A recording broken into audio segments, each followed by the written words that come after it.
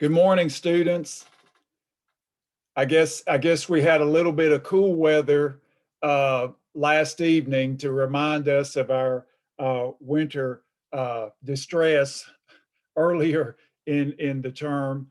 But I think we're going to get back to the nice spring weather. It's really nice when you can actually have a time where you can still wear short sleeve shirts, but it's still warm enough that it's comfortable and you're not freezing. And of course, with my Professor Ron head, sometimes I'll have a little beanie on just to keep my head warm, but it's still a nice time weather-wise. We've had some really beautiful weather, and so hopefully that's going to put you in good spirits. Um, like I said, next week we'll have our next test, and I will have a Blackboard announcement up about that to remind you of that. And of course, it'll be the same time or window of time for the test to keep that consistent, and same type of setup. So hopefully by now the overall testing situation has become uh, commonplace for you, and there's less anxiety. That's the unfortunate thing about the first couple of tests in a class, but at least we have several tests. I've had classes before where all we had was a final exam, or we had a midterm and a final. And so that's a little on the extreme side. So that doesn't even give you time to make a whole lot of adjustment. But it is what it is. I think at San Jacinto College, we do make an effort to give you plenty of assessments so that you can develop your skills. So now what I want to do today, ladies and gentlemen, is finish up the comments on the inverse trig and how that relates to the triangles, and then talk about the law of sines. Now, the law of sines will not be included on the next test.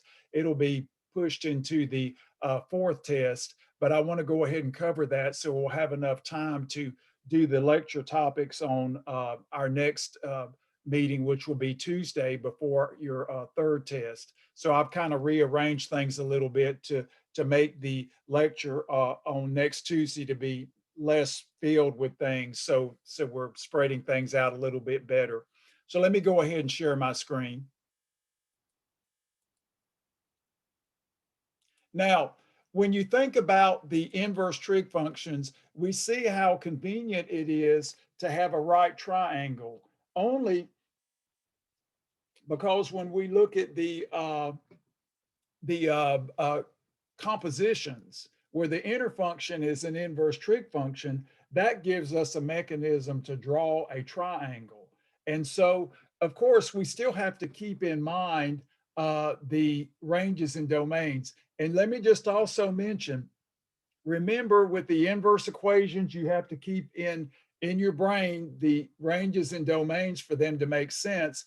And also when it comes to writing or typing an answer or writing an answer for a problem, it is always assumed to be exact. I still get messages where the problem doesn't tell me. Well, no, the problem does tell you. If you're asked to compute something, then you give the exact answer, unless it is specified for you to approximate. Okay, so don't misinterpret the way the problems are stated. You're forcing your own ideas onto the problem, which really doesn't make any sense. If it's a strategy for solving, that's different because you're thinking mathematically. But when you state an answer for a math problem, ladies and gentlemen, it is assumed to be exact. Okay, and I've said that throughout the course, even though I don't think it's sinking in for some of you. I understand your work in, your science classes where things are approximated. But again, remember, if a number is given in a problem, it is assumed to be exact. And that's just basic training. Now, what we want to do is write, we like algebraic expressions in trig. So write an algebraic expression for the composition. Now, again, what we like about mathematics is that when we see certain patterns, we react to it. So here's an example. Now, when you take calculus 1 and calculus 2, mainly in calculus 2, when you do integration techniques, this particular type of construct will be something that you'll see very often, and you need to know how to navigate through it. So the idea here is that just like the problem we did at the end of last lecture, in place of the X, we had a number. And so the actual answer was a number, but it was related to a right triangle. So what we're going to do is the exact same thing. Notice the inverse tangent lives between negative pi over 2 and pi over 2. And of course, the range of the sine function is negative 1 to 1. So we'll say let, and you don't even have to write let, you can just say theta equals inverse tangent of x.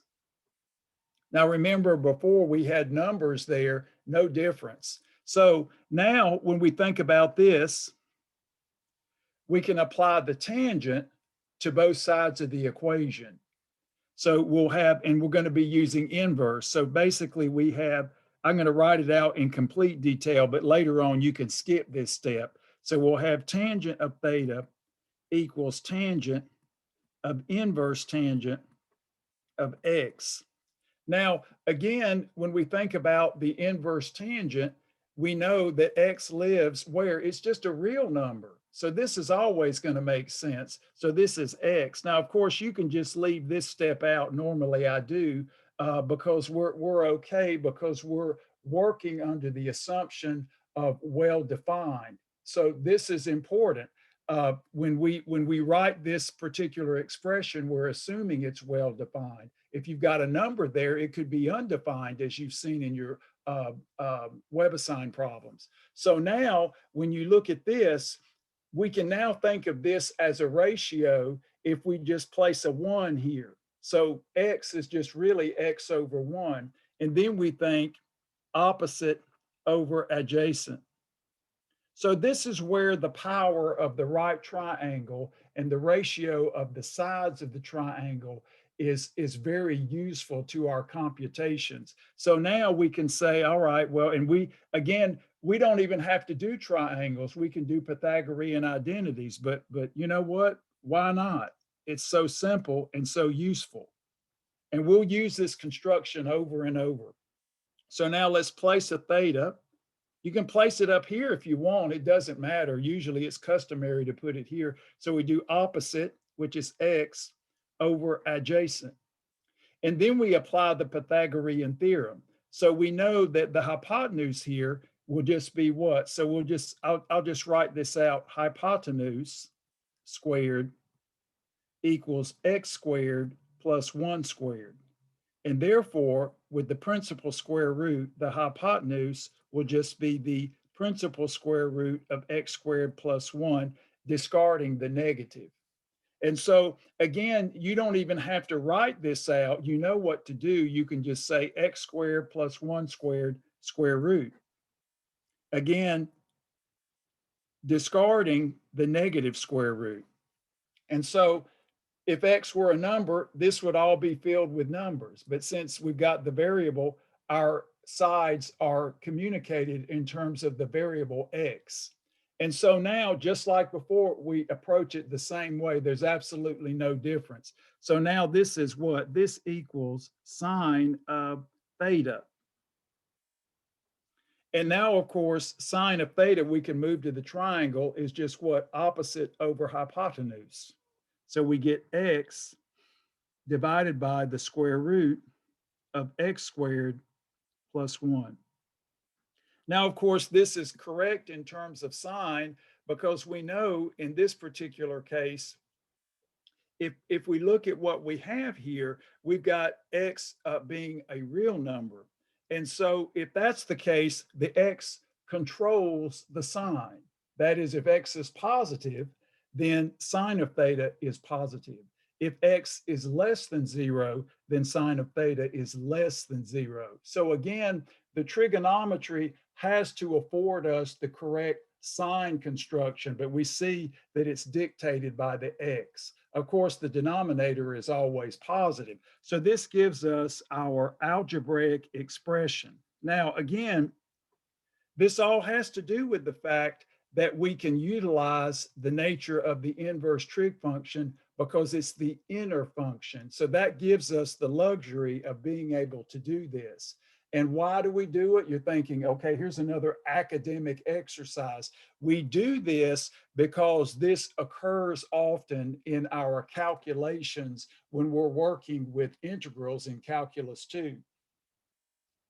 Often when you're doing analysis, the trigonometric functions always enter some way, and especially in physics. So this is going to give you a springboard to analyzing things in an algebraic way. So we think of transcendental functions and we think of algebraic functions. Now we see how they actually come together and create a connection that makes our work a little bit easier. So now you see again another use of the right triangle and this interpretation being extremely useful. Now what I want to do is take the same idea and apply it to a problem. We have a 680-foot rope anchors a hot air balloon.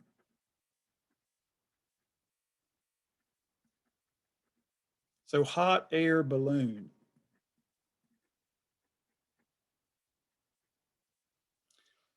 So what this is a problem that you will see in your homework, and also it's a standard problem. So we can just think of the hot air balloon as being a point in the sky.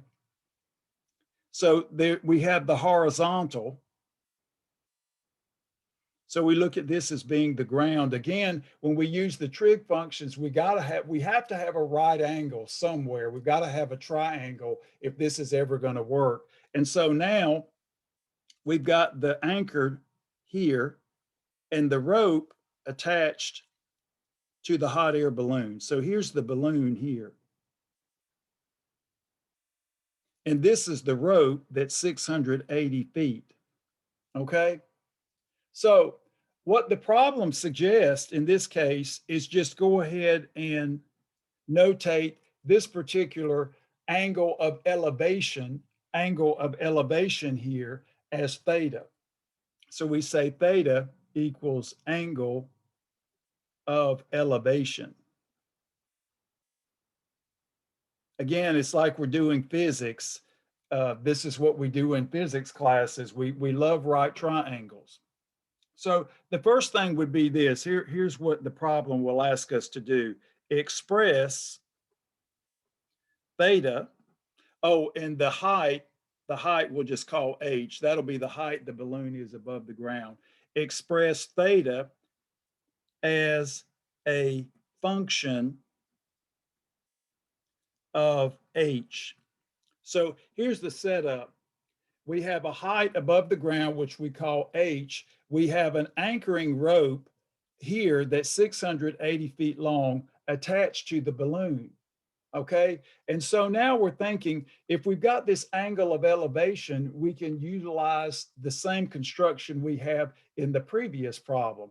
And then we have the luxury of using whichever sine function, I let the cat out of the bag, trig function that makes sense. So again, we tend to gravitate to the tangent, to the sine, to the cosine, because those usually cover all the bases, but we certainly don't have to use them. They're just more convenient to us. So if we look here, we can see that the opposite side of relative to theta is h. And of course, the hypotenuse is 680. So this just says, why not go ahead and use the sine function? So we'll say this implies that sine theta,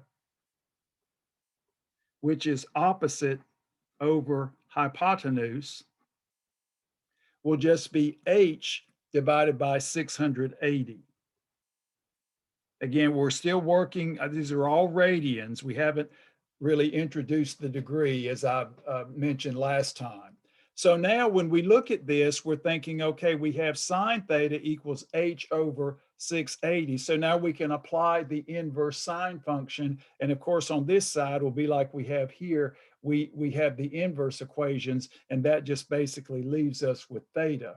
So you can write that out, or you can go ahead and just jump to this part. So we'll have, in this case, theta, just like we're doing inverse equations when we define the inverse sine, we have inverse sine of h over 680. Now, of course, this isn't unique. We could use the inverse cosecant and have hypotenuse over opposite. That would work. But we like sine and cosine. They're convenient, and no need to use something that is untoward, but certainly mathematically correct. So now what we can see is, just like with the last problem, we can use the inverse trig functions to work backwards. It's like when we work the unit circle backwards, we move from the terminal point to the actual angle, to the actual input on the unit circle. So it's the backwards path. So here is our equation that expresses the angle of elevation theta as a function of h. So this is like working with logarithms and exponents. We just toggle back and forth between the exponential form and the log form. Just because of that convenience, we can solve equations with logs and exponents. And we're going to find this to be the case when we solve trig functions. And then we balance the algebra with the inverse methods. Again, and then we're thinking, how are we going to do this? Oh, zero product. And then we're thinking, oh, we want to have one trig function, so we want to kind of combine everything. If we've got that zero product, we can look at each factor or get everything combined so that we can apply the inverse. Just like we do with the logs, we want to combine all the logs into one expression and then use the definition. It'll be the same method. So at least by the time we get to that, at least in the more general setting, it will start to make even more sense. So now let's just say, for instance, here, B, we have the following. Let H be 500 feet.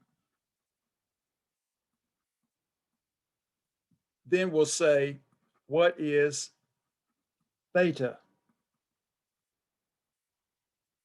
Let's see, yes, what is theta? So this is where we're back to exact and approximation. Now, I'm going to show you some things today that you're going to be able to utilize with your Google calculator.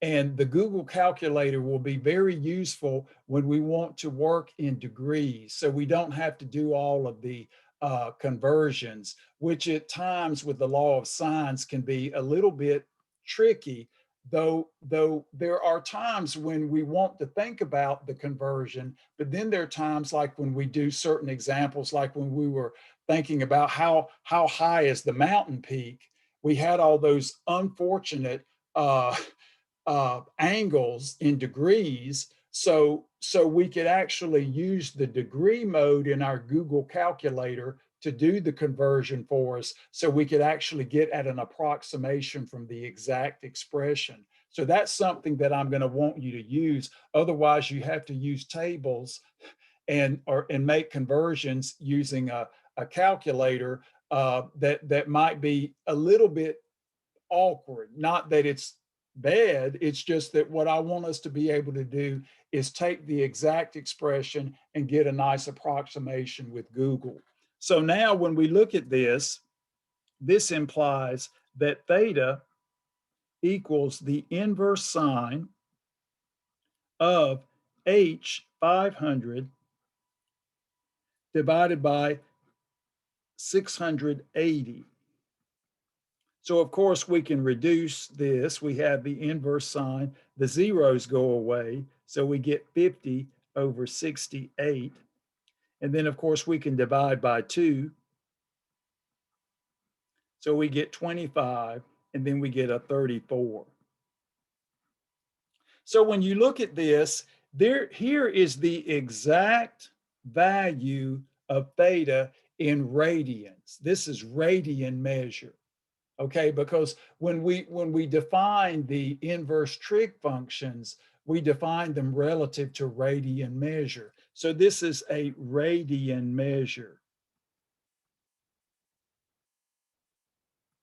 Now, at this point, you have two options. I want to show you what you can do, and then I'll also show you what we will sometimes do for more efficiency. So if we are interested in theta in radians, this is an exact calculation. And then of course, this is not a number. This is not a terminal point coordinate on our unit circle clearly. So if we needed to approximate it, we would need a nice calculus approximation that we could do with Google. So for instance, if we were interested in a degree measure, so let me just write this and be very focused about it. I'll just put rad for radian. Now, if we wanted degree measure and we weren't going to have the calculator do the work for us, we would say, we would make the conversion. That is, we would say 180 degrees. I put the little degree there, even though you could leave it out, pi, and then inverse sine of 25 over 34. And this would give us the exact value of theta in degrees. Again, this is exact, okay? So this is the comparison between the two. So this is something you learned how to do in section 1 of chapter 6, the conversion. Now, again, if we want an approximation, we can simply use the Google calculator and get maybe a 1 decimal or 2 decimal approximation. So here's where you can use the technology in a very efficient way, just like we did with the half-life problems and the Newton law of cooling. You can take these expressions and use your Google calculator. Now, if you do it this way, there's no need to use the degree mode on your calculator, okay? But if you use this and you want degrees, you use degree mode, and then the calculator will do this conversion for you. Now, when we've got several angles running around and we've got degree inputs, we find that it's usually easier to get an approximation using the degree mode on the calculator. And when you look in your textbook, they will always have the parenthetical remark degree mode, because that gives you an efficient step to get an approximation without having to do all the conversions. And we like that. Again, we start with exact and move to the approximation. So when I am working a problem and I'll say, okay, our inputs are degrees. For instance, here we don't have that, but our inputs are degrees. I'll say when we move to Google, we'll use the degree mode. So again, make sure when you're working these that you see as we work with ratios of sides and apply inverse trig functions, that necessarily gives us radian measure. And if we want a degree output, then we either do the conversion or we use the degree mode on the calculator. So that is the one piece of technology that is actually extremely helpful to us when we're working these kinds of problems. So let's go ahead and look a little more closely at this problem and just complete it. So what I've done here, I'm going to go ahead and draw the triangle with everything that we know so far. So now we've got 500 here. We have 680 here. And then, of course, we have theta. And well, I'll just summarize what we've already done. We have theta equals 180, if we're going to write everything in degrees, divided by pi times the inverse sine of 25 over 34. Okay, of course, this angle is 90 degrees. Now, what we can do, just because we're lazy, we'll just call this beta. All right. So now if we want angle beta, we just use the degree sum as 180 degrees. And so beta, now I will say this, when you look at these types of calculations and you think about what we're doing, you're saying, okay, so if I use Euclidean degree sum, I'll say 180 degrees. Well, this way, since I've got a right angle, I don't even have to do that. These are complementary. I'm thinking about the law of sines. We'll just do 90 degrees minus 180 degrees divided by pi times inverse sine of 25 over 34. So of course, this is very much a luxury when we have a right angle. Normally we have to use the degree sum is 180 because we don't have the luxury of knowing that's a right angle. So here we can just say these are complementary. Complementary, because we have a right triangle. So here is the exact degree measure of theta, and then using the complementary, we get the exact degree measure of beta, okay? So, and we'll approximate these using the Google calculator when we do our summary. So these are the exact angles, and of course that angle is 90, so, or 90 degrees, so no need to write that down. So now you're thinking, okay, we've got two sides of a right triangle, so let's use the Pythagorean theorem to get the other one. Let's just call this L for now. So we have L squared equals 680 squared minus 500 squared. And we can do this exactly. Of course, this is an exact calculation here, but we can clean it up.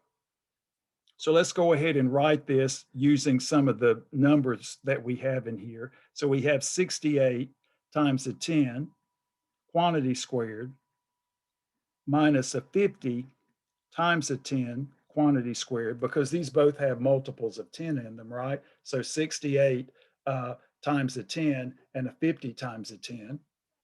And then of course, 10 squared is 100, so that can be factored. So 100. So we have now 68 squared minus 50 squared. Now, of course, we can break these down a little bit more. We already know what they look like. So one thing that's interesting about this type of calculation is the following. We're thinking, do we have any more common factors here? Here we had tens. We've got a 2 in this and a 2 in that. So let's do the same thing we did before. 2 times 34 quantity squared minus 2 times 25 quantity squared. So now we see that we have the 4, 2 squared in each of these. So this will be 100 times 4. And this leaves us with 34 squared minus 25 squared, like we did last time. And now we can use the difference of 2 squares. So this is 400 times, so we'll have 34 plus 25 times 34 minus 25. It's sometimes neat to do the difference of 2 squares with the factoring. So this gives us 400 times. So now, of course, we get a 9, a 59. That's a prime number. And then when we subtract, we get what? We get a 9, right? So that's 3 squared. So basically, we have, let's see, we've got 20 squared times 3 squared times 59. So basically, we've broken this down into a prime number and some perfect squares. So this implies that L will now be, we'll take the principal square root, so we'll get 20 times 3 times the square root of 59. So that'll give us 60 times the square root of 59 as an exact answer. Now, of course, if we didn't bother to reduce anything, we could just take the square root of this, even though it's a little bit, less refined. It's still equivalent to this, and that's an exact answer. So now we can go back up to our triangle, and we can actually draw it in 60 times the square root of 59. Okay, so the idea is that when it comes to solving triangles, the inverse trig functions will be very useful. And then we have to say, okay, if we're not going to bother to do the conversion, we can let the calculator do it. And I'll show you that in great detail. So now what I want to do is just move. So here's our summary here. Here's our summary. What did we not know about this triangle? Well, once I gave you the 680 and the 500, then the triangle was determined. Okay, the triangle was determined because it's a right triangle. And so in the summary, we just have to write down what it is that we actually had to compute. So we have L equals 60 times the square root of 59. And then, of course, we have theta. Now, if we want theta, we've got the exact calculation here, and we have the exact calculation here for beta. But now what I might say is approximate to 1 decimal. So for these, we'll say approximate to 1 decimal. You could do the same for L, but that's easy to do. You know how to do that. That's nothing you need me for. So now what we could do, let's go now to Google and I'll show you what I'm talking about. This is very important, ladies and gentlemen. I hope you listen to, well, I guess I need to make sure I share the Google. How funny. And let's see, where is it? Oh man. See, I have to go in and let me cancel this and let me go in and move it around. If I don't move it around, the Zoom can't find it. Okay, so here we go. Let's see if Zoom can find, there it is, there it is. I have to move the windows around. Okay, so here's the Google calculator. Now, the idea is that if we don't want to write down the conversions, we can go over here and click on DEG, okay? Then the calculator will input the 180 degrees over pi and do the conversion for us. And that, I'm fine with that. And so when you do your test work, you can write all of your exact computations down and then write on your paper degree mode.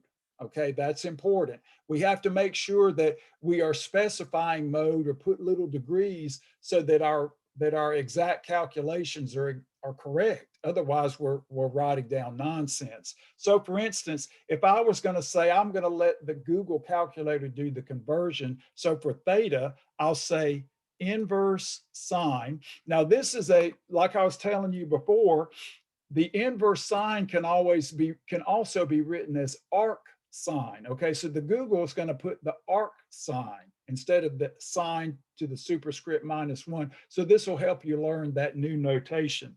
And so then you're going to say 25 divided by 34, and you'll close it. And this will give you 47.3. So that would be an approximation to 1 decimal. Notice that the calculator gives us the conversion to degrees, and we're thinking, fine, we don't care. Now, here's the next step. Okay. And this is what you do, I know, when you calculate. You've got this nice string of digits here. And so you could go ahead and do the subtraction process to get the other angle. But I don't always want you to do that because that's going to help you to develop really, really bad habits. So now what we'd want to do is say, okay, if I want beta, then I'll use the actual expression and let the calculator stay in degree mode. It will do the conversion for us. So we'll say 90 minus the inverse sine of 25 divided by 30. Oh, sorry. Let me get inverse sine. If you don't see that, you have to click again. Sometimes the clicks aren't there, and then of course that would be nonsense. So 25 divided by 34. Then we close this. Now, of course, the calculator is going to convert this to degree measure. So we're fine. It will do the inverse trig functions correctly for us. And so we get 42.7. if we round to one decimal. So the idea here is, I think it's better for your mathematics if you allow the calculator to actually do the conversions to degrees for you. That way, that's one less thing you have to worry about, but we still want to work with exact calculation. So this is very important. So now when we go back to our summary, ladies and gentlemen, we have our exact calculations here, just like we did when we did the models for growth and decay and cooling, et cetera. And then if we are asked, we can do approximations to however many decimals here. So we go from exact. Now notice with the calculator, we remove this and use degree mode. We remove this and use degree mode, and the calculator implements that conversion for us. So that is a luxury that Professor Ron likes, especially when we're working with triangles. So, you know, it's your choice. I think when we work with the law of sines and the law of cosines, it will be a convenient efficiency for us to use a degree mode to keep our calculations nice and streamlined. So that's one time when like I say, do the exact calculation and then move to degree mode, or do the conversion yourself. And I think you'll win out with the degree mode, just as being one less thing to have to worry about. Okay. Now, I just want to remind you that when it comes to doing working with inverse trig functions, and I want you to think about this. Um, like on the Google calculator, you saw inverse, you saw a sine, you saw a cosine, and you saw a tangent. And so remember, when we actually defined our inverse secant, we chose a definition that would make it compatible with the reciprocal equation. So we had like a little lemma. So we'd have the inverse secant of x would actually equal the inverse cosine of 1 over x. Of course, when x is not equal to 0, clearly. So we thought, wow, yeah, that would be good. And basically our definition of inverse secant was compatible with this. If you use different definitions, you don't get the full power of this. So for instance, remember, we had the domain of inverse secant was negative infinity to negative 1, union 1 to infinity. And then we had the range, which lived between, well, let me put secant, inverse secant, so you know what it is. That would be a little bit unclear. This would just be 0 to pi over 2, exclude, and then pi over 2 to pi, which again is consistent with the range of the inverse cosine. That's why this nice compatible definition makes this equation work.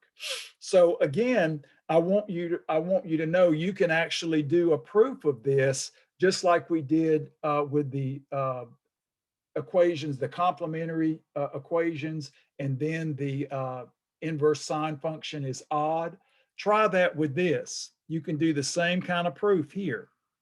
But this is why this definition is good, because it makes this work. So just to be quick in it and just knock it out, let's go ahead and look at see why this is true, to give you a little bit more practice. So now we're going to say let y equal the inverse secant of x. Okay, so you're going to think, oh, this is going to be arduous like the inverse sine. No, it's actually easier because now you're better at this. So now we apply the secant, we apply the inverse rules. And of course, these are tacitly assumed to be well defined because x is a variable. So now we have x equals secant of y. Okay, so again, when we look at this particular deal, we know that x lives here. And of course, that's just the range of the secant function. So all of this is nice and consistent. Now, what we want to do is think about what secant is. Secant is just 1 over cosine. So we can say this is the reciprocal here of this. Now, again, what's interesting about this is that we start here, we apply the definition of the inverse secant, and now we apply the definition of secant, which is 1 over cosine. So like I said before, if you don't know these definitions, nothing I say is going to make any sense to you. And I still have students who ask questions about things, and I'll say, well, you don't know this function yet. When you know it, you'll be able to work with it like you work with logarithms. Okay, now when we look at this, we're thinking, okay, well, we want to move to this. So we've got to get a cosine in here somewhere. So we're going to just go ahead and solve for cosine y by reciprocating. So cosine y is equal to 1 over x. You're thinking, boy, this is so easy. And now notice 1 over x, when we reciprocate this, remember, that's going to go backwards. That's going to take that interval, that union of intervals, into negative 1, 1, which is the range of the cosine function. Now, at this point, so I'll just go ahead and write this. All of this is nice and compatible, right? We're in good shape. So now after this, we're thinking, okay, how can we get to here? Well, now we can apply the inverse cosine. So apply inverse cosine. So equivalently, and I'll use the inverse equations. Y is equal to inverse cosine of 1 over x. But of course, note y is the inverse secant, and it lives between 0 and pi, and that's compatible with the range of the inverse cosine, which lives here. So this is what I'm talking about. These equations make no sense if we don't abide by the construction here with the definition. So when you don't understand something about the inverse equations or this, that just is telling me you don't know the definition of the inverse trig function, and that is imperative. It's like trying to do physics, and you don't know the relevant kinematic equations of the particular situation. Math is no different. I'm not sure why you think science and math are different. You spend more time on your science, you spend a fraction of time on math, and you do poorly in math and wonder why. Well, you need to spend more time on the math, and if you do that, the science will be simple. I'm just saying, I've had plenty of experience, and as a STEM major, math should be your priority. It has to be your priority if you want to be competitive.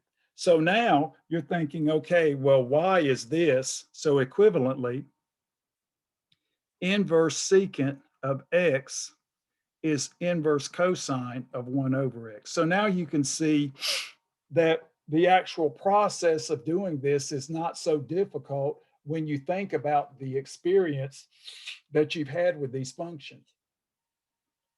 So just remember that when you're dealing with some unfortunate values of x that aren't on the unit circle, you can't just work the cosine backwards and reciprocate it. You might need to use this rule with your Google calculator. So again, you might be in a physics class and come up against this. So again, it's very important to note how these particular functions are related to each other. Now what we want to do, ladies and gentlemen, is just talk about a nice triangle theorem. Even though I told you I'm not the biggest fan of it, it's still good stuff. Basically because it makes us think about what we've been doing. And we're going to have to solve basic sine equations. So this is, again, this will not be on the third test. This will be on the fourth test. This is called the law of sines. Now, when we do the law of sines, and we're going to have a QEP assignment on the law of cosines that I'm going to have you turn in. It'll be like a quiz grade. You'll enjoy it. It's a nice, fun, straightforward problem. But we're going to be talking about generic triangles, and we're going to be very lazy. So what we're going to do when we do the generic triangle is use the abusive notation, which we often do in mathematics. So when we have a generic triangle, we're not assuming anything. It could be obtuse, it could be acute, it could be right. We don't know. Okay, and usually it's not the right triangle like we had before. So we're going to notate this vertex as A, but it's also going to represent the angle here. And then the opposite side will be notated by A. And of course, A will represent the length, just like we normally do. This kind of notation is efficient and it's easy because this kind of abusive notation is what you learned in high school geometry. And you know how you could say, well, the angle measure and be very, very formal. We're going to relax that a little bit, not to be incorrect. We're just going to note that how we set up our notation, it will be more flexible. So this is actually mathematically cogent. It just is a higher level of thinking in terms of a more mature notation. So again, I will adopt this notation and use it, and we'll be certainly happy to see this on your papers. And then of course, angle B here, this vertex, this angle, opposite side B, so it's easy to remember. And then of course, angle C or vertex C and side C, length of side C. So again, this is what we call the generic triangle. And the notation you probably remember. And of course, we're going to say angle A. We're not going to say angle CAB or angle B, angle ABC. That's fine, but that's more work than we need. And if it's ever unclear, what Professor Ron will do was I'll just give it a label, like I'll give it an alpha or a beta, just to make it clear. Because when you're using 3 letters for, an angle, that's fine if the proof requires it, but it gets a little bit busy and that notation is not very efficient. So we'll adopt others. Now, the law of sines just basically takes into account this generic triangle. So this is the law of sines. And there's a statement of it. So we suppose the generic triangle. So suppose we have the generic triangle.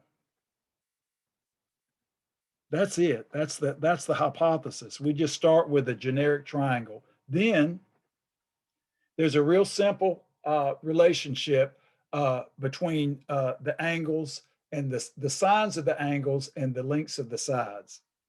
Sine of angle A divided by A equals sine of angle B divided by the length B. So now you see why we adopt this notation, because this is so easy to remember. So there's a reason for it. We're not just making life difficult, we're making it easier. So if we take the sines of all the angles and we divide by their corresponding side lengths, all of these ratios are equal. And you're thinking, oh, okay. So when you have a generic triangle, you're thinking if you have 3 parts of it, you can get the other 3 parts, just like you did in high school geometry. So with the law of sines, they're going to be a couple of triangles that will be useful. For instance, angle side angle will be something that we can solve with the law of sines. Or if you want to, you can think of it as side angle angle. That will be one we can solve. And then the tricky case is side side angle. And this is what we call the ambiguous case. This just mainly says that when you solve the sine equation, there might be 2 solutions that generate 2 triangles. Maybe there's just one. This is the most interesting case. Here, we've got a fixed triangle because the two angles fix the third angle, and then there's only one. And then, of course, you could set up a set of hypotheses that were completely inconsistent. That is, there would be no triangle because the equations wouldn't make any sense. They'd be undefined. So it's kind of like when you just make up a problem, you draw a little figure, and I'll say this is not to scale. Just because we draw it a certain way, if we label it with certain dimensions, those dimensions may not be consistent mathematically. So when we think about the law of sines, we think about being able to solve problems like this, where we're given these hypotheses for the triangle. Now, there are two other hypotheses, a side angle side and a side side side, which will require, at least to get started, the law of cosines. And we'll talk about that next week. So when we think about the law of sines, these are the cases that can be studied very efficiently with this theorem. So the main thing here is I'll just say with the ambiguous case, we'll say possibly two triangles.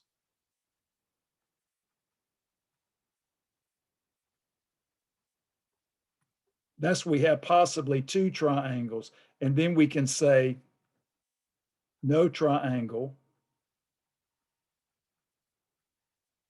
or one triangle. So in any type of problem, say like in the first category, you could get no triangle or one triangle. If you get a triangle, there's only one, okay, in the first case. But in the second case, that's what we call it the ambiguous case, you have the same possibilities you have for one with an additional two triangle possibility. And that has all to do with solving a basic sine equation. So when you start to work on things like this, you're thinking, if I'm going to use the law of sines, I've got to have three of these components here and one I solve for. And if I've got two of them and I'm lacking two, then the law of sines will not be of any help to me. So it's an algebraic construct when you're trying to solve triangles. Now, why is this true? This is the easiest proof we do. Why? And then we'll do some examples. When you think about this, we know the area of this triangle here is 1/2 AB sine theta, where theta is the included angle. So let's just work around all of the vertices. So we'd say area of triangle. This, again, if all the proofs were this easy, we wouldn't have much to do. So we'll do 1/2 BC angle A. And that's the sine of A, right? For what we proved last class. That was an easy proof too. Now we'll go here. We'll have 1/2 AC sine B.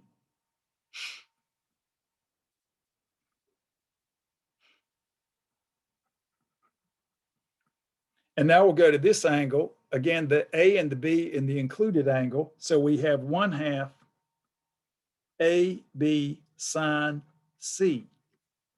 So which included angle and sides we use makes no difference. We can use this one to get this. We can use this one to get this area. We can use this one to get this area. And so now you're thinking it's not a far cry from this if we simply absorb all of these coefficients here of the side products and then get rid of the two. So what we're going to do is multiply by 2 divided by ABC, each one. So area, well, now we get rid of the area and we just multiply. So let's do it in all the cases. 1/2 BC sine A. Do it with the next one. So we're multiplying by the same constant, doesn't change the equation. and do the same thing here. We can put it in any form we like. It's just like in physics. Your professor will say, okay, let's make this equation look beautiful. Let's do this to it. So again, we take all of these equal expressions and multiply each one by 2 divided by ABC. So this is the so-called constant. Multiply an equation, both sides, no change in solution. And so now we can see the BC's absorb, the 2's absorb, and we're left with sine A over A. Here, in this case, and I wrote it, if you notice here, we have to kind of, move things around. We have the AC and the AC absorb, the B is left and the 2's absorb. So we have sine angle B divided by length B. And likewise here, we have the AB, which absorbs. We don't have to move things around. The C survives, the 2's absorb. So we have sine of angle C divided by C, and that's it. So the nice thing about having this area formula is that it opens the door to a simple proof of the law of sines. And we're thinking, wow, easy is great, but don't get used to it. Unfortunately, mathematics is, I always tell my students, math is fun when you know what you're doing. And sometimes the route to getting to that point can be interesting and exciting, but I don't think it's as fun. If you have infinite amounts of time in the perfect world, then maybe it would be more fun, but rarely do we have that. Okay, so now let's look at some examples of this. And what I want to focus on is this one. This is where we get all the interesting cases, and this helps us to think about how the definitions of the sine function and the inverse sine function exist with these problems and how it meshes with the geometry. So let's use this. So I guess the best thing about the law of sines is that it gives us some practice with inverse sines. So that's a good thing. So let's look at an example. And we'll do this exactly. So we have A equals 28. So we're going to have two sides and an angle. We have side B is 15. And of course, now we don't have the luxury of the Pythagorean theorem because, well, that's out the window. And then A will be 110 degrees. Now, this is what I was talking about before. If we're given, when we work with triangles, we're creatures of habit. We love degrees. We like degrees. When we're working with equations, solving equations, we love the radian measure. That makes perfect sense. Radian measure in equations, fine. But the idea is that when we're working with the triangles, we are just so accustomed to the degree measure. And I'll be the first to admit that it's easier if you think of it that way. So this is where the human convention of the degree measure is actually okay in the degree mode on the calculator. So now, when we look at this, this is what we call the ambiguous case. Again, I'll just note, this is the ambiguous case. So when we look at this, we're thinking, okay, we've got three components and we can try to solve for the sine of B, which will give us angle B. Okay, so when we look at this, we think law of sines is set up for this. So again, just remember, as we work through this, we're going to think that we're going to put everything in degree mode when we try to find actual angles using our Google calculator. So we have sine, let's write the equation down, sine of A divided by A, and I'll just, length A, sine of B divided by length B. So instead of saying sine of uppercase, I'll say sine of B divided by length B, and the length B will mean the lowercase. So if and only if, we just need to solve for sine of B so we can cross multiply by B. So we have sine of B equals B sine A divided by length A. And if I don't say length A, you know what I mean because I'm writing it. Now, so now you see we've got this expression here that we can fill in. Now, you can fill in earlier than this if you want. It's okay. Maybe you can write everything in with the numbers and then solve for sine B, but I just wanted to show you how we work directly from the theorem, and then we can do less work in the future. So we've got what B, which is 15, the length B. Then we have sine of 110 degrees. So we're working in degree mode. And then we have the length A, which is 28. Now, when you look at this, again, this is, okay, we'll just say degree mode. We're working in degree mode. So we're not going to have to worry about making conversions to radian mode. We're working in degree mode. So this is important because when you go to your calculator, you must be in degree mode. This is very important. The conversions will be done automatically. So now when you look at this, you're thinking, okay, we're in degree mode. So if we want to actually solve for B, we have to apply the inverse sine function. So equivalently, B equals the inverse sine of 15 sine of 110 degrees divided by 28. Now, what we notice here and what's important here is that the sine function, the inverse sine function, lives between negative pi over 2 and pi over 2. So that's negative 90 degrees, which isn't very important to us, but we have 0 to 90 degrees. So this is going to be a first quadrant degree measure, okay? The thing is that we know by the fact that the sine is odd, we could also have a solution in the second quadrant, okay, that gives us a different degree measure, but again, an equivalent solution because of the upper arc of the unit circle. So we have to think, how do we define the, and then we think, well, how do we get that solution? Well, we don't get it directly from the inverse trig. We do the supplementary angle. Okay, so this is where we have to think unit circle and we have to think the definition of the inverse sine function. So now when we look at this, we're thinking, all right, well, you know, that's cool. We've got this, and this is in degrees. This is in degrees. So if you like, you can put a little 0 up there. This is in degree mode. So this is a degree measure. So now, if we're thinking about one triangle, at least for now, what would the other angle have to be?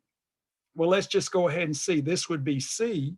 So angle C, that is assuming that we're only going to get one triangle out of this, and I'll show you that we do. C will now be 180 degrees minus 110 degrees using Euclidean measure minus the degree measure here, inverse sine of 15 sine of 110 degrees divided by 28. Again, degree mode. This is in degrees. Again, we're in degree mode. So again, if you want to put a little circle up there, that's fine to remind you that this is in degree mode. Okay, I'm not going to put the conversion factor here because if I do, you'll use it in the calculation and mess it up. So this is in degree mode. Now, of course, we can subtract here. So C is equal to what? We've got 70, 110 from 80, 70 degrees minus inverse sine, 15 sine of 110 degrees divided by 28. So when we look at this, we're thinking, okay, here's one solution, and then we'd have a supplementary solution over here, and we'll have to check to see what that is to basically get some idea, because we're thinking this angle is pretty big. This angle is pretty big. So if we have a second quadrant angle here, that's going to be way too big for this. So we'll just say at this point that's the proof. We'll just say A is in the second quadrant. So this implies one triangle. I mean, there's no way that we can get a second quadrant angle here. We add them, we're going to get an angle sum bigger than 180, which is no sense. So we can actually allude to this and not have to worry. So second solution does not produce another triangle.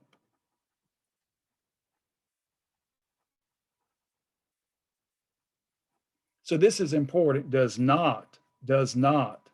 And all you really have to do, and let me make sure you can see not, that looks like two O's, not, does not produce a second triangle. So you can do that analysis.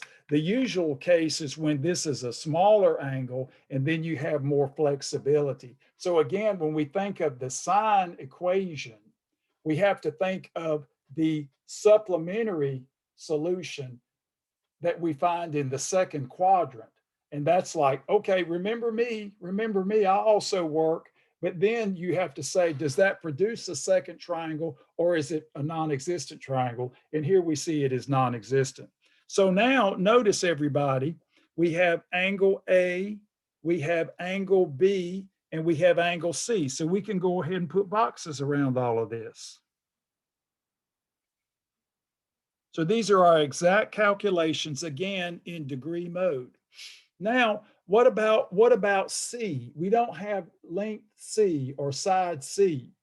So what we can do, we have to use angle C, and then of course we can use angle A. So now for the remaining side, we can say sine of C divided by length C equals sine of A divided by length A, and solve for C. So I'll show you how to do that. It's called the switcheroo. So do the proportion, switch these. So we have sine C over sine A equals length C over length A, and then cross with the A. If and only if C equals A sine C divided by sine A. So when you look at this, just do the old switcheroo with the proportions and then cross with the A to get C. Now we have all this exact here, which we can fill in. A is 28. And then we have sine of C. So let me not put a dot there. You're gonna think that's a minus. So we have sine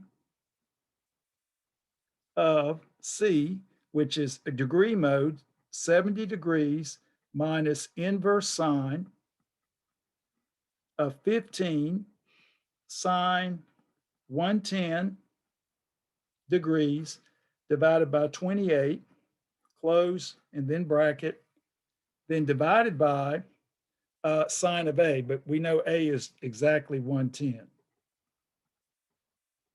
So when we do our summary, here's our C exactly, and the two angles that we did not know.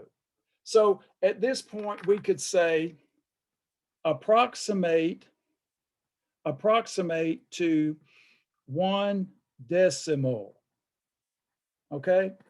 We can say you've got all these exact calculations, and then you can approximate to 1 decimal. Again, the main thing is respect the fact that we will use the degree conversion on our calculator, so we don't have to do the conversions here. When does the degree mode help us out? Well, notice it's going to work it here. This we've written as a degree. It doesn't care about that. It's going to convert this to degrees, so we end up with degrees there. It's going to do the same here. And so anytime we have the inverse sine, or we're taking sine of something, it's going to do the conversion and read it as a degree. That is the thing, read it as radian and then convert it to degrees. So the idea is that that calculation we could do by hand, but with all the degrees we have in here, the degree mode will be a wonderful efficiency step. And I want you to do that because I want you to get these problems right. So now let's do our little summary here. Summary. And so now we can go ahead and put B. We'll do an approximation for that, and C, angles, and then we'll have lowercase c right here. The rest already being dictated. We don't have to repeat those. If you want to, you can, but that's really a waste of time. So let's go to our Google. This is fun. You all should like this. This is like physics. Okay, let's start out with B. That's the easy. Okay, now notice I've already selected the degree mode. It's going to do the conversion for me. So I'm going to use degree here. So let's go up to B. And so for B, we have inverse sine. Remember arc sine?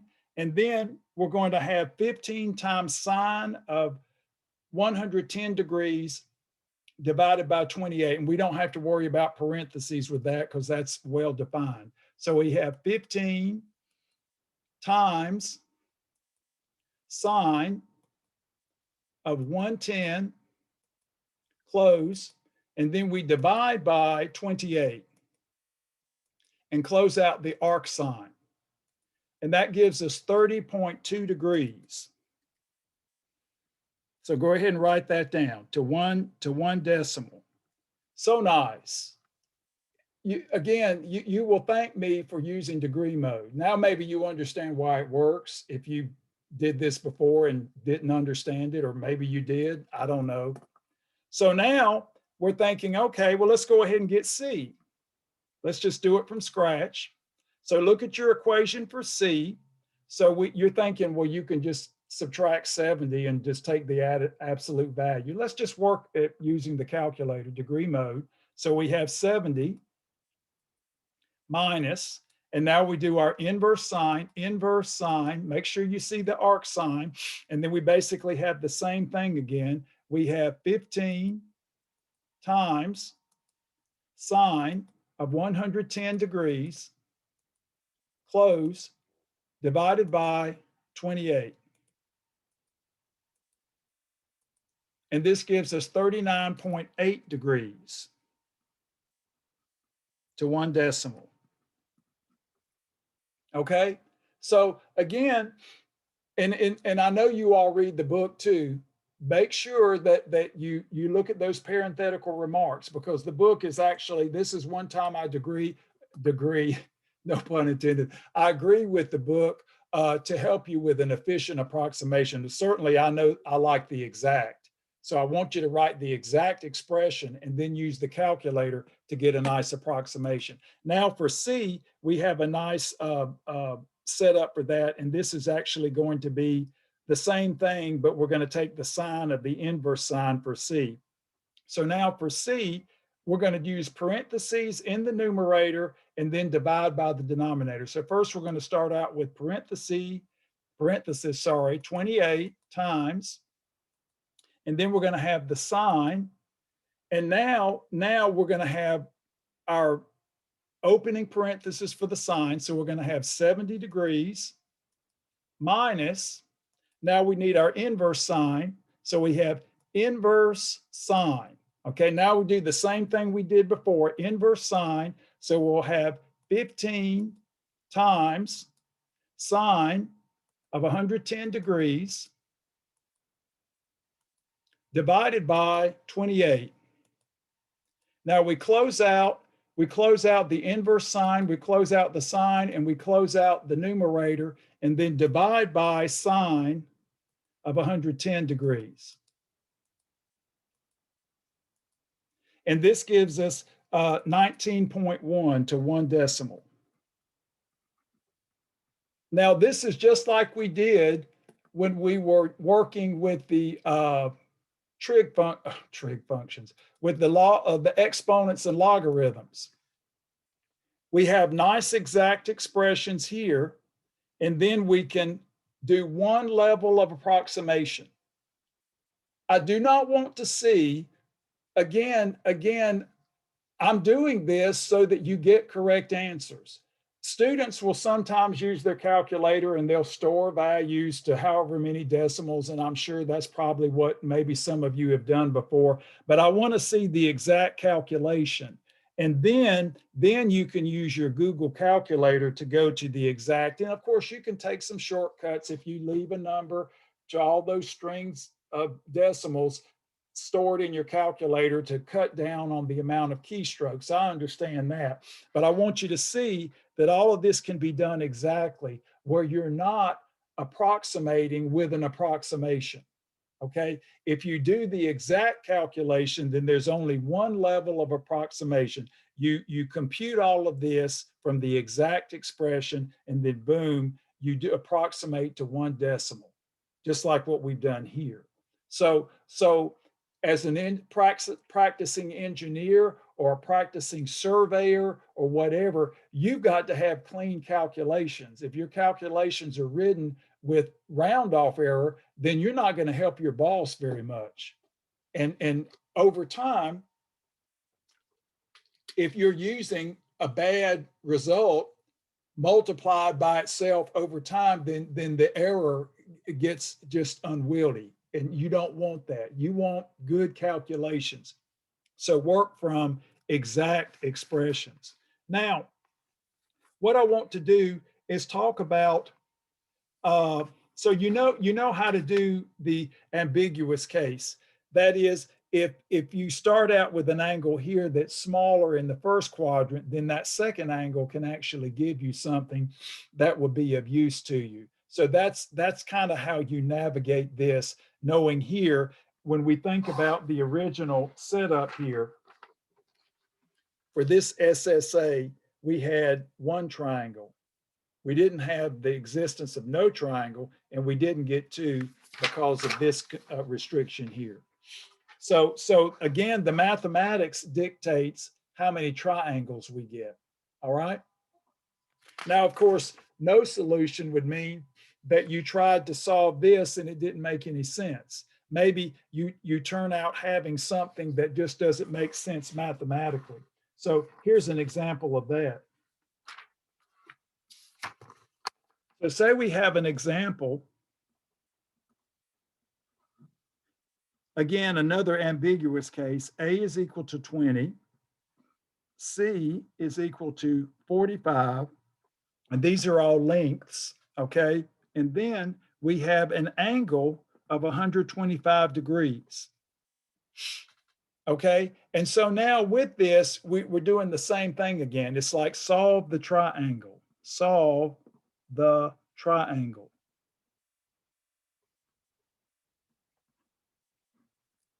So when we think about this, we've got all the components that we need. We just need, in this case, angle C. So let's write down the equation. So we have sine of C divided by length C equals sine of A divided by length A. Law of cosines, very simple. So if and only if we just cross multiply, sine of angle C will be C times sine of A divided by length A. So let's just go ahead and fill it in. So we've got C, which is 45, and then we have sine of 125 degrees. Again, degree mode. Again, all of our calculations are in degrees. We don't have to do the conversion. We're in degree mode. And then, of course, A is 20. But of course, we can divide here. That has 9 copies of 5, and that has what, 4? So we have 9 sine of 125 degrees divided by 4.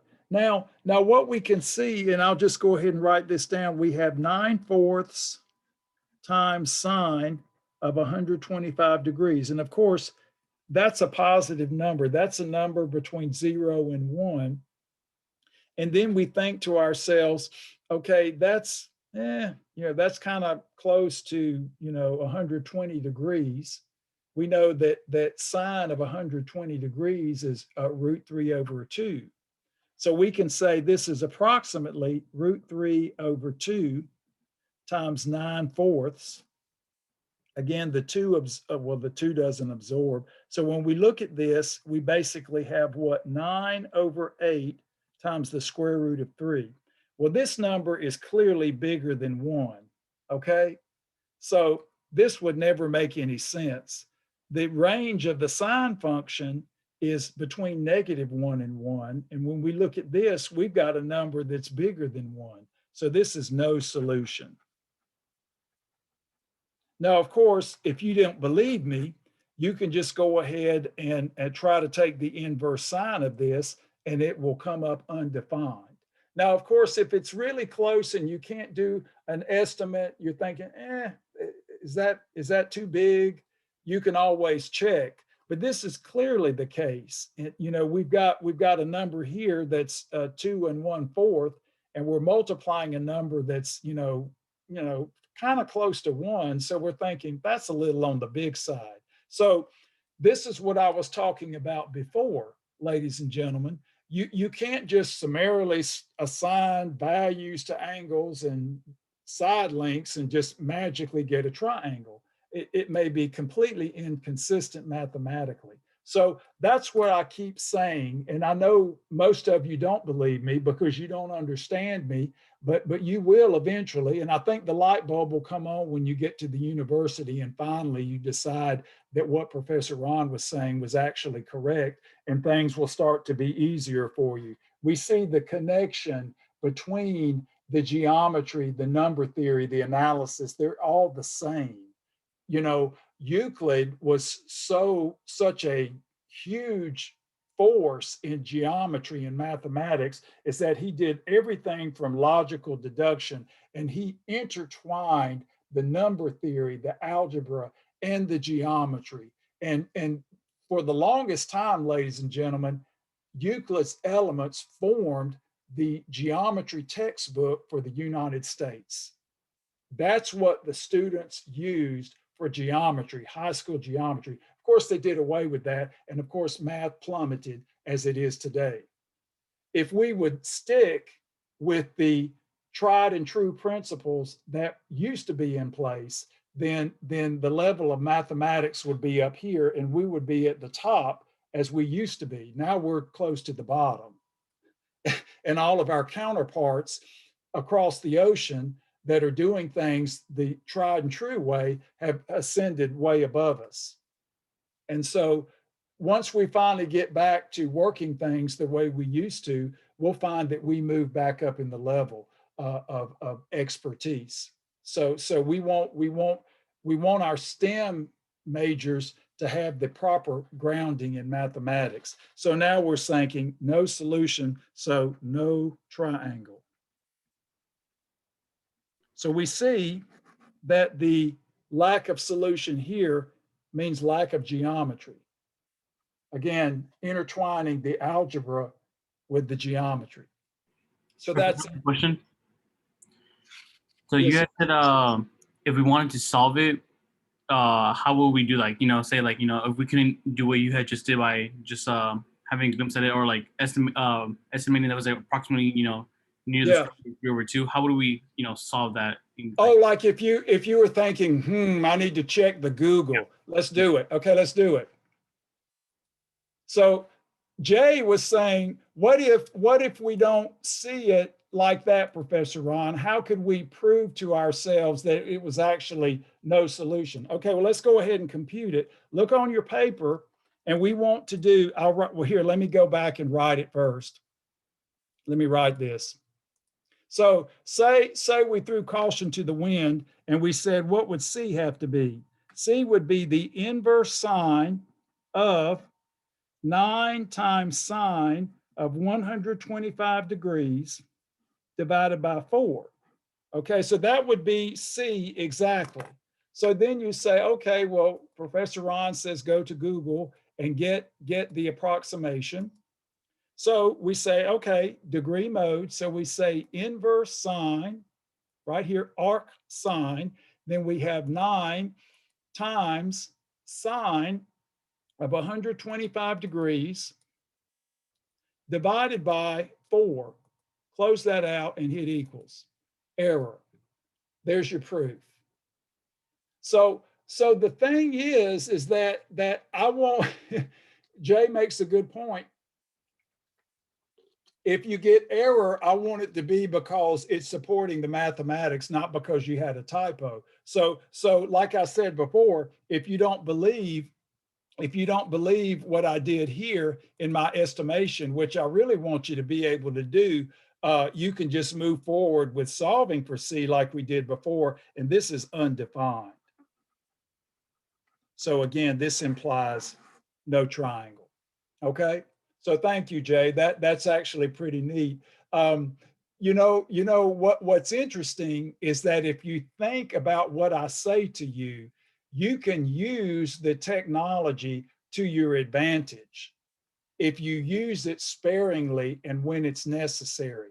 I mean, just remember, kids, nobody had this technology back in the earlier days, and they did mathematics way beyond what we do today. They used their tables that they tabulated by hand. Everything was done by hand.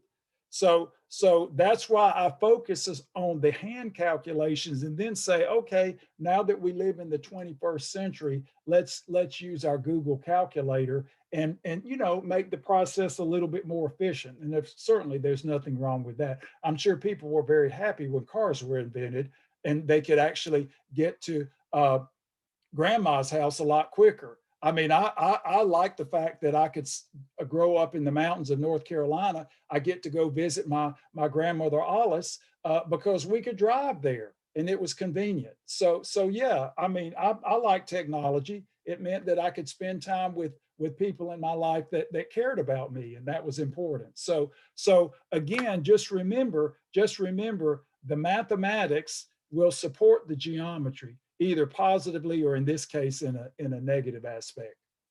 So thank you, Jay. That was a good point. Now let's look at an example that I thought was interesting. This was right from your homework.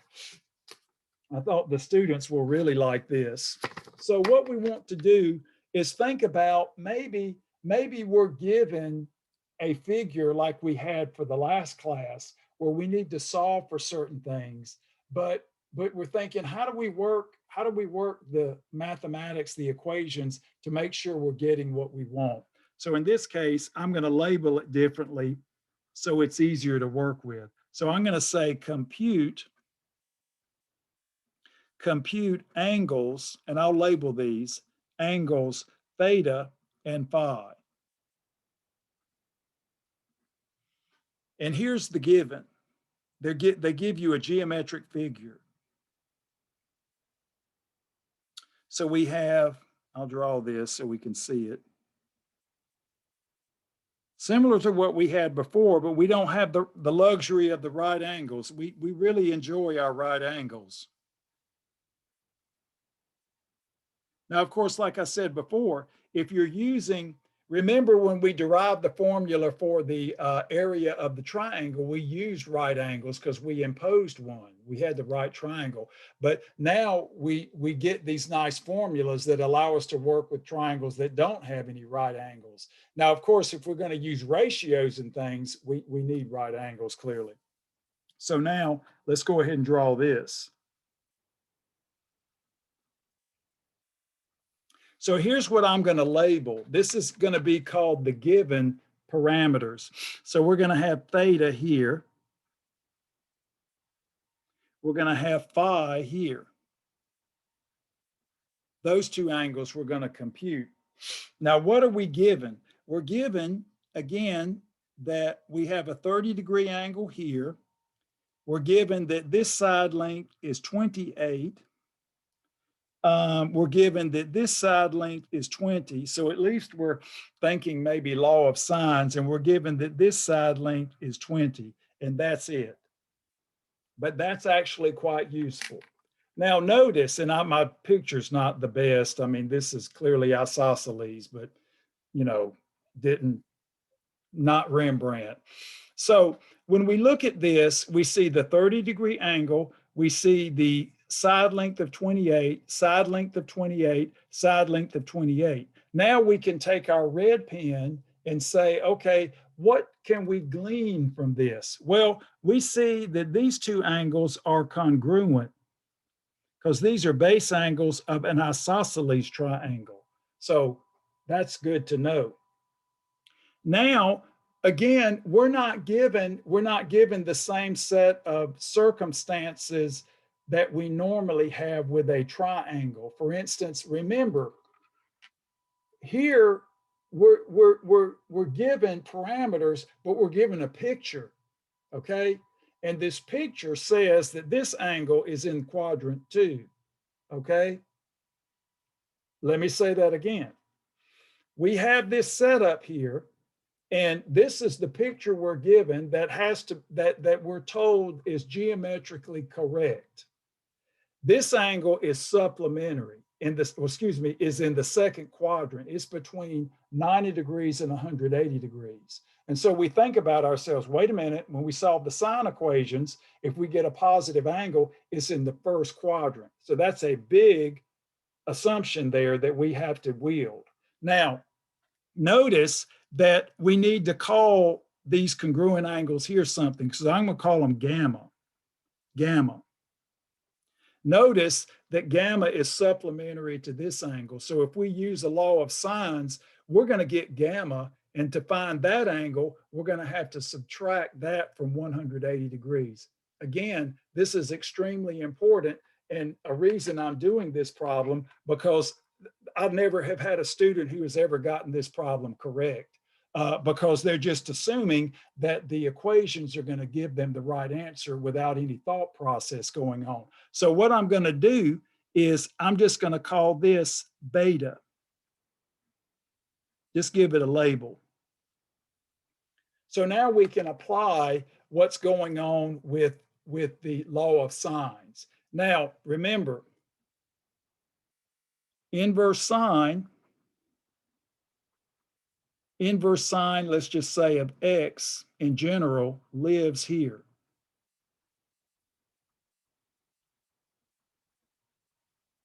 So this implies positive angles are contained in quadrant 1.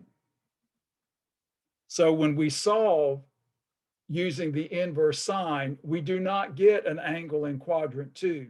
So if we actually think about this, we're going to get something over here. So now let's just look at this and see what we need to do. Notice we've got sine here of 30 degrees over 20. That will work. And now we're thinking we need to do something here. But notice we're going to actually end up with gamma if we use this. We can't put in beta because beta is an angle in quadrant 2. So from this what makes this problem so awesome, or I should say excellent. I don't like the word awesome. It doesn't mean what we think it does. Maybe it's better to say excellent. So I'll say this is an excellent problem. So now from the law of sines, let's just write it down. We're going to have sine of 30 degrees divided by the length opposite, which is 20, equals, now again, in place of the beta, we're going to have to replace it with gamma. So we're going to have sine of gamma divided by 28 because of what happens with the inverse sine function. Again, these are supplementary. This is a very important point, so please take good notes. Now, let's go ahead and clean this up. Sine of 30 degrees, that's 1/2. We like that. This is 1/2 over 20. Well, and while we're at it, we'll just be lazy. Let's go, this has a 4 in it, that has a 4. So that's a 4, excuse me, a 5. And then we have sine of gamma, and 4 times 7 is 28. So that's a 7. So we can reduce that. So if and only if sine of gamma is now, we're going to get what? Let's cross multiply. So we're going to get 7 times 1/2 divided by 5, or 7 divided by 2 times 5, or 7 over 10. So when we look at this, we're thinking, okay, we had to do a little bit of homework here because of this situation. Again, we're given that this is correct. And so we have to abide by the fact that we have these restrictions on the inverse sine function. So now, equivalently, gamma is now the inverse sine of what? 7/10.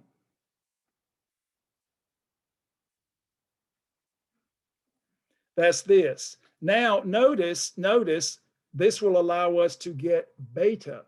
Beta is now the supplement of gamma. So now this implies beta equals 180 degrees. Again, degree mode, 180 degrees minus the inverse sine of 7/10. So beta is going to help us get phi. So here's beta. And so phi now is just 180 degrees minus the sum of these two. So now we can write that down. So I think in this particular situation, we have to look at this. We have to look at this from an exact standpoint and look at the restrictions on the inverse sine function. So now this implies one of our unknowns, phi, will now be 180 degrees minus, we'll say 30 degrees plus 180 degrees minus inverse sine of 7/10. So this is all exact calculation, no approximation yet.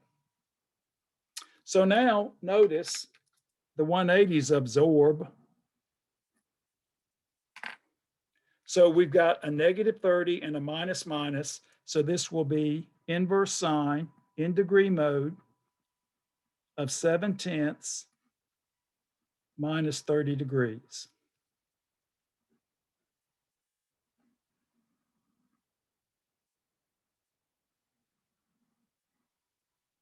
So I'm thinking here, when you look at this procedure, this is exactly what we've done before, but it's a much harder problem. In the sense before, we don't have a picture. So we just take whatever the sine equation gives us, and then we check to see if the other solution in the second quadrant will give us a second triangle. If it's not too big, you see, if the original angle that we're given is in the second quadrant, and of course, if we get another second quadrant angle, that may just blow it up. So in this case, we are given the structure. And so that makes the problem harder. So now we've got phi here. Notice we can now get theta because we've got 2 gamma here. So theta will just be 180 degrees minus 2 times gamma because we just add these up. So we'll say 2, and gamma is right over here. So this will be 2 times inverse sine of 7/10.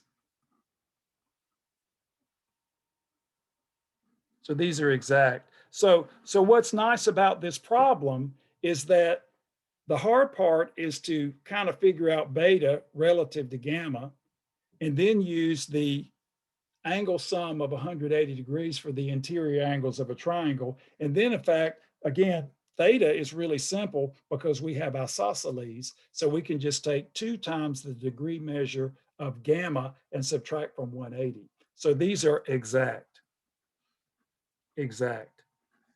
I mean, if you start this problem and you're just punching on a calculator and just like, okay, well, let me just see if I get lucky and keep your fingers crossed. And then of course you do your WebAssign or you do your homework and you see, well, I'm getting the wrong answer. What am I doing? Okay, well, that's it. That's the operative phrase. What am I doing? What you need to do is how I teach you. So you analyze this thing in terms of the inverse trig functions, because that's why I went through every one of them. And what did I say? put them on note cards and make sure that you understand them, okay? Put them up here or have them on a sheet of paper that every time you work with them, you go right to them and make sure you have the definition. Now we have summary. Summary. So I will say round to 1 decimal. So we can go here to our Google calculator in degree mode. So now you can see, ladies and gentlemen, why the degree mode is very nice here, because it gives us the added luxury of not having to do the conversion when the equations get a little bit, complicated. So this is a nice luxury, which I'm allowing you to do. And hey, I want you to get the right answer. So now let's go here to Google. So let's clear this out. So we'll do 5 first. So this will be degree mode. Listen, notice when I click on degree, it takes me back to rad. So make sure that the degree is highlighted, so to speak. Every time you know you need degree mode, check that first. And so now we're going to do inverse sine. So inverse sine, so we need what? Arc sine will now be 7 divided by 10. Of course, you can use a keypad to do this, but I'm just using the mouse, minus 30 degrees. And this gives us 14.4 to 1 decimal. This is kind of fun. This reminds me of physics class as an undergrad. Boy, those were the days. Okay, now for theta, we have 180 degrees minus 2 times sine, 2 times gamma. So we do degree mode 180 minus 2 times inverse sine. So inverse sine, so this gives us the arc sine, 7 divided by 10. Close. And this gives us 91.1 degrees to 1 decimal. So again, everybody, when we do these problems, we take the Professor Ron approach, which is the same approach we had to the exponents and logs. We work the problem exactly. And I just want you to be aware of the fact that now I'm going to state the kind of Professor Ron's lemma, which I've been using many times to this point. But I want you to take these problems that we've done and master them. That is, work back through them, work through the calculations, work to getting an expression that you can write and say, this is the angle right here. That's the angle. That's it. That's exact. This is phi, this is theta. And then you have one level of approximation. You go to Google and boom, boom, boom. You're not approximating with an approximation, okay? And again, you think about it. You're a STEM professional. You're a future STEM professional, and you're working with your boss. And your boss may say, "Well, it's been a long time. I don't know what that means." Oh, okay, sir. This is approximately 14.4 degrees to 1 decimal. And then when you say things like that and you show them your computations, they're going to say, "Oh, well, you need a raise. I think you need a raise. Yes, we're going to put you into the next tier, and then we're going to promote you." I will say this: a foundation in mathematics in a STEM career will bring you to levels that you never imagined. It's kind of like Professor Ron in his mathematics or in his music. When you strive for excellence in your work, then there is some notice of that. And that allows you to be creative and flexible in what you do. And then you can ascend to higher and higher levels. I want you all to change the world. You're going to get into your profession and you're going to change the world. You're going to do great things. When students say, "Oh, Professor Ron, I want to invent new gadgets to make people healthier or whatever," I'm like, go for it. Go for it. You've got the math background and you're very creative. That's what I like about our future STEM professionals, especially the engineers who are so intuitive about building things. I have former students who could take engines apart and put them back together. And I'm sure some of you all can probably do that. And I'm like, okay, I'm going to Norman Frady and they're going to fix my truck because I don't know what I'm doing. So again, the beautiful thing about the STEM is that you can combine the intuition you have for technology with the mathematics and then make a good living and change the world. Now, what have I been doing with all these sine equations that has maybe made you think, is that a lemma? Well, let me write down the ideas that I've been using for sine. So we're going to call this part one of Professor Ron's lemma. And you're thinking you already had a Professor Ron's lemma for the AC method, but this is the second one, Professor Ron's lemma. The reason I call it this is because this is never stated in a book, and I don't know why. I have no reason. I just don't know. So here's what we're going to do. We're going to say, consider. I'm going to give you the full force of it, and we've only been using half of it. Consider the equation. I'm going to say sine theta in this case, we're just going to say equals B. And then, of course, the tacit assumption is that B lives between what? -1 and 1. So we know this. This is tacitly assuming that we have a well-defined equation. Here's the first part.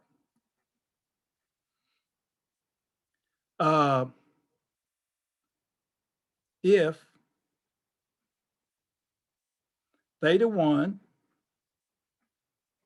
and I'm going to say element of, this is the upper arc, quadrant 1 union quadrant 2, okay? If we have an upper arc solution, is a solution,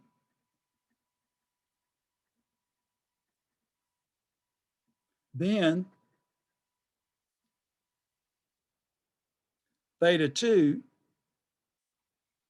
equals, and this is where I'm going to write this, we're going to write this in radian, but you can think degrees. We'll say pi minus theta 1, which is also in the union of these two quadrants, is a solution. So the idea, you can think of it this way. You can think of theta 1 and in degrees, theta 2 equal 180 degrees minus theta 1 in degree mode. And that's what we've been using to solve our problems. So the thing is that because of the odd nature of the sine function, it's an odd function symmetric to the origin. If you have a solution for the basic sine equation that lives in the upper arc of the unit circle, that is quadrants 1 union quadrant 2, then you automatically have a second solution in the same upper arc, which is pi minus theta 1. So the key here is that one of the angles that you get, one of the solutions, will live in the first quadrant and one will live in the second. When we're solving triangles and we don't have a picture, if we get 2, then we just get the 2. For the last problem, the second quadrant angle was forced upon us. We had no choice. That was beta. It was forced upon us. So we had to compute it as the supplement of gamma. Okay? We had to compute it as the supplement of gamma by doing this. So when you're solving the basic sine equation, and this is going to be something we're going to use all the time, if we're working in radian mode, we're going to have to use this. And this is very important. If we work in radian mode, we'll use this. But if we're working with triangles, you've seen we've been using this, and that is just a convenience when we are working with degree mode. And then the second one, I'll quickly do it and I'll use it later. If theta 1 is contained in the lower arc, union quadrant 3 and 4 is a solution, then the second solution is now going to be 3 pi minus theta 1, and that will also live in the lower arc.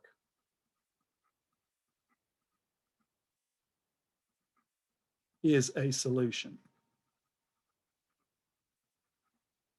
Now, of course, if you wanted to do the degree mode, we have theta 1 and theta 2.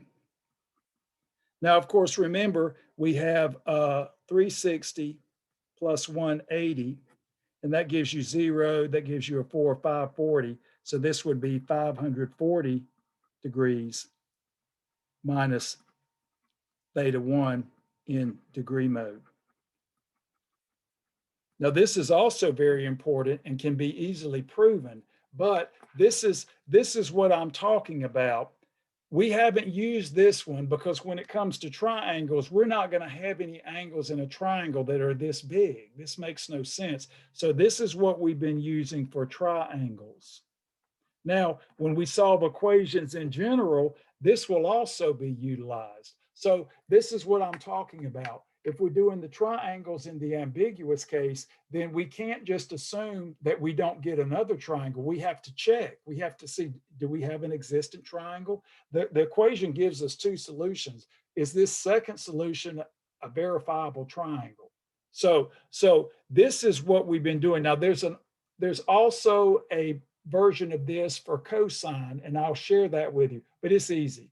The cosine part is simple. The sine is more complicated because you have two pieces. So as you're working the law of sines problems, I want you to focus on this to say, okay, if I have the ambiguous case, I have flexibility. If the third angle is fixed because you already have two angles, one triangle or none. Okay, that's a luxury. That's a luxury.